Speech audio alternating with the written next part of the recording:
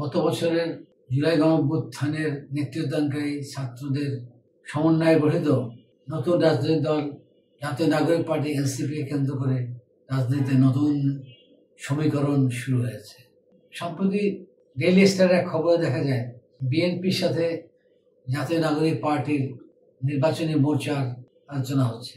এদিকে বৃহস্পতিবার একাধিক দল প্ল্যাটফর্মের এনসিপিতে একীভূত হওয়া ইস্যুভিত্তিক আন্দোলন এবং নির্বাচন জোরে ঘোষণা আসতে পারে শীঘ্রই। সবকিছু ঠিক থাকলে মাসখানেক মধ্যে জুলাই সনদ বাস্তবায়ন ও পরিণতি লাভ করলে রাজনৈতিক ঐক্যবদ্ধতার নয়া সমীকরণ দৃশ্যমান হতে পারে এবং নতুন কর্মসূচি আসতে পারে। তবে রাজনীতির মাঠ গরম হবে যদি নির্বাচনী হাওয়া বইতে শুরু করে। তখন দলগুলো নিজেদের মধ্যে জোটবদ্ধ হওয়া বা সমঝোতা উপনীত হওয়ার যে চেষ্টা করবে, তার প্রক্রিয়া হিসাবে এনসিপি অন্যান্য দলগুলো বিএনপি এবং জামায়াত ইসলামের বাইরে তৃতীয় শক্তি হিসাবে আবির্ভূত হওয়ার চেষ্টা করবে। এর পক্ষে সাথে আমার বাংলাদেশ পার্টি, এই পার্টি, মহাসংহতি পরিষদ, রাষ্ট্র সংস্কার আন্দোলনের মতো সংগঠনগুলো যোগ দিতে পারে। এখন এটা অবশ্য প্রাথমিক পর্যায়ে রয়েছে।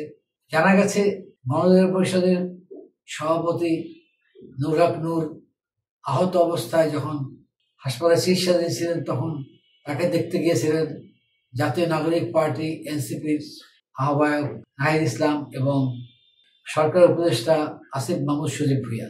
সেখানে তারা দুই পার্টির একীভূতকরণের বিষয়ে আলোচনা করেন বলে জানা গেছে।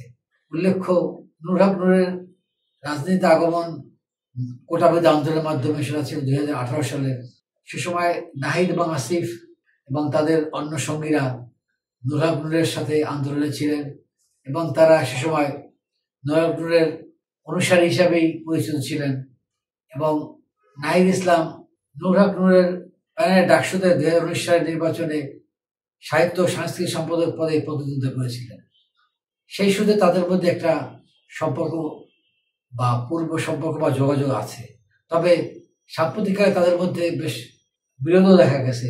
তারা পরস্পরকে সমালোচনা করেছেন, বিশেষ করে নুর হক নূর এবং তার দলের সাধারণ সম্পাদক রাশেদ খান